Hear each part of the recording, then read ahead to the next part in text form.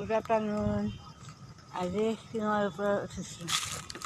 টিংবিলাক গছৰ পাত পৰি থাকে, চাফা কৰি আছোঁ। এই আলহী আহিছে, দাদাৰ ল'ৰাটো আহিছে, তাইকে চাফা কৰিব দিছোঁ আৰু মই বোলো তুমি টিঙৰ ওপৰত পাতখিনি ঝাৰু মাৰি দিয়া, মই ভিতৰৰ কামখিনি কৰোঁ।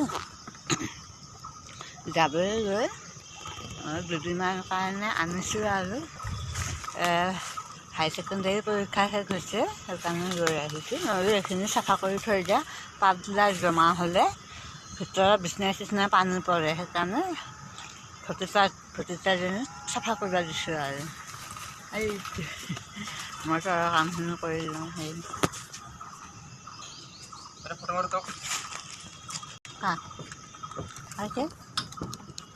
এইবোৰ চাফা কৰি আছে এতিয়া। এই কুকুৰকেইটা টিঙৰ ওপৰত আছে। এইখিনি তাৰমানে ঘৰটো ভাঙি গৈছে ন, ডাউন হৈ গৈছে, কুকুৰমখা মানে ওপৰত উঠে আৰু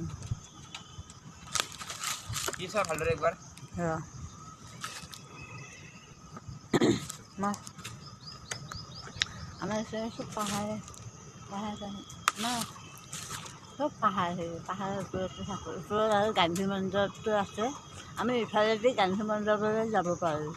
ইফালেদি আৰু কোনো যাব নোৱাৰি, ইমান কাটা আছে, কাটাৰ কাৰণে যাব নোৱাৰোঁ। খুব কিবা ধৰণৰ কাটা আছে, মানে ধৰিব অকণমান দিগদাৰ হয়। আগতে গৈছিলোঁ আমি বাবাহঁতে সৰু থাকোঁতে, ছোৱালীকেইটা সৰু থাকোঁতে ওপৰত আমি ইফালেদি উঠি যাওঁ। পেহীয়েক আছে, পেহীয়েকৰ লগত উঠি যাওঁ।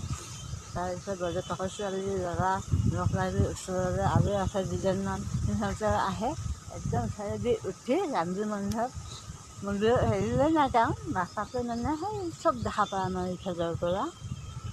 এতিয়াহে যোৱা নহয় আৰু